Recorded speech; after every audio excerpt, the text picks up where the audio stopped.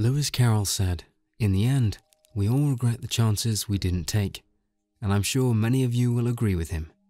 We all have goals that were never met, dreams that were never realized, and visions we never saw through. Not because we didn't want them enough, but because when it mattered the most, our mind often seemed to have a will of its own. This is all too common with New Year resolutions.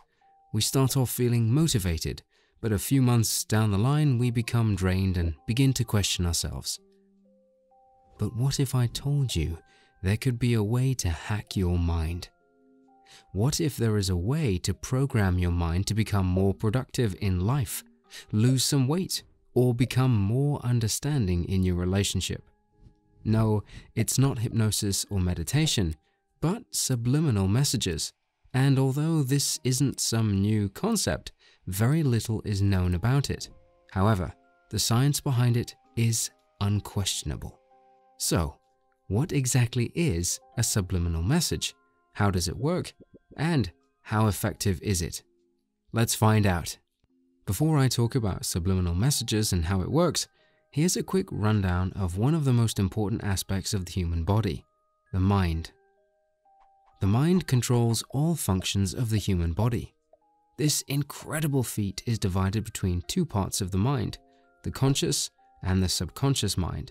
The conscious mind is the one we're all too familiar with because we use it when making daily decisions, like what to eat for lunch or what tie to wear to the office, or even trivial things like what shows to binge during the weekend. On the other hand, the subconscious mind runs quietly in the background, controlling actions that are vital to our existence, such as breathing, body temperature, and heartbeat. Information received by the subconscious mind is automatically executed without questions. This is why actions like riding a bicycle or swimming seem so difficult at first, but in time, you can almost do it without thinking. However, we can't just tell it what to do since we do not have direct access to this part of our mind. Nonetheless, the subconscious mind has a huge impact on our decisions and behavior.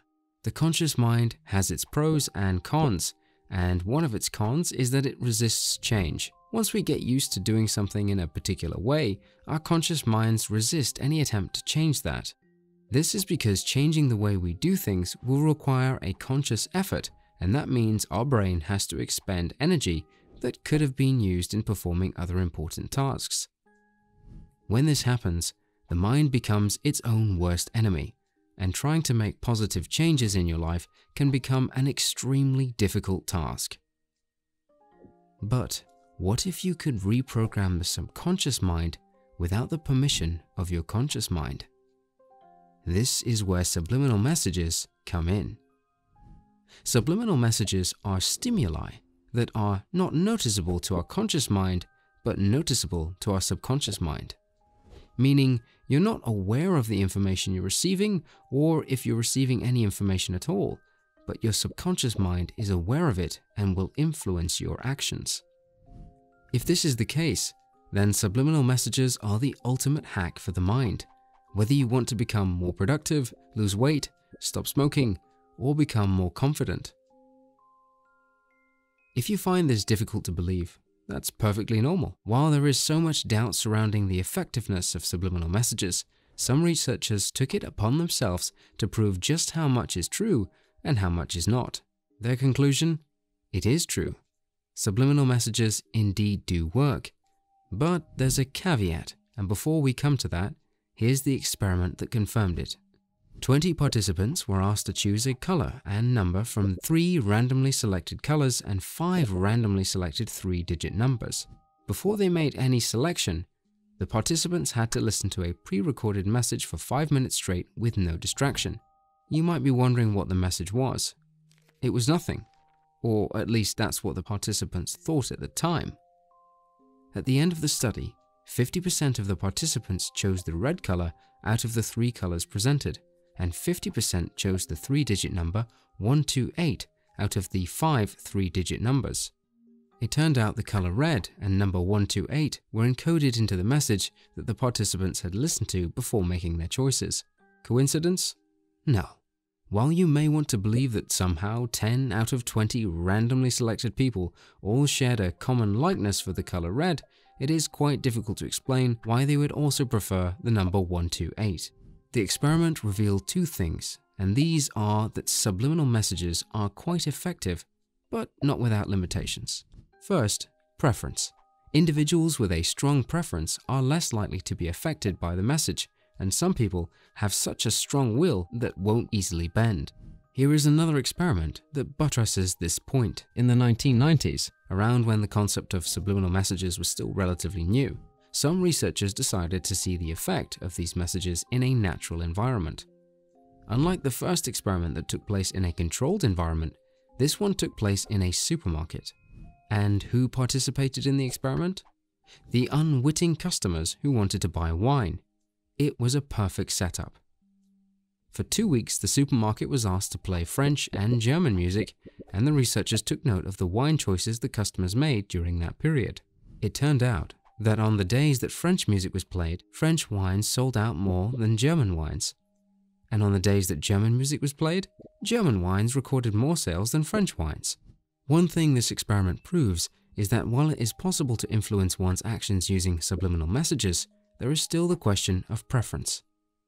If not, then every customer who walks into the supermarket to buy wine will go for only French or German wine depending on which song was being played on that day. But there were exceptions who seemed unaffected by the song being played. However, researchers argue that it's all a matter of time. The longer a person is exposed to the message, the more susceptible they become. If this is true, then even the strongest will is bound to bend. While preference is a temporary antidote for subliminal messages, it could also work to our advantage. How? By aligning our preference with a message. Let's take, for example, you want to become more confident or lose some weight. Exposing yourself to the right environment will boost confidence and build a desire to work out. A common argument is that if you are aware of triggers in your environment, how effective will the message be? In part, this argument is valid. After all, knowing means the conscious mind can perceive or understand what is being heard or seen. But in this case, even though the conscious mind knows what to look out for, it has no idea when the information is being passed to the subconscious mind, so it can't resist it.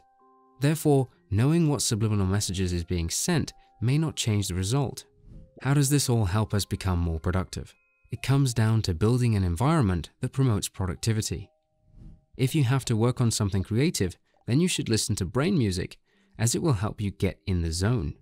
You can get a nice journal so you are constantly reminded to stay organized and reflect on your activities. The battle is between you and the conscious mind. You find it difficult to focus because of so many distractions. You feel lazy and unmotivated, and if you are like many people out there, then you sometimes feel overwhelmed with all you have to do. But if we expose ourselves to the environment with correct stimuli, then you can hijack your consciousness and trigger productive subconscious actions. Whether it is studying for hours without losing focus, becoming motivated to complete that difficult assignment, or grinding through your to-do list effortlessly.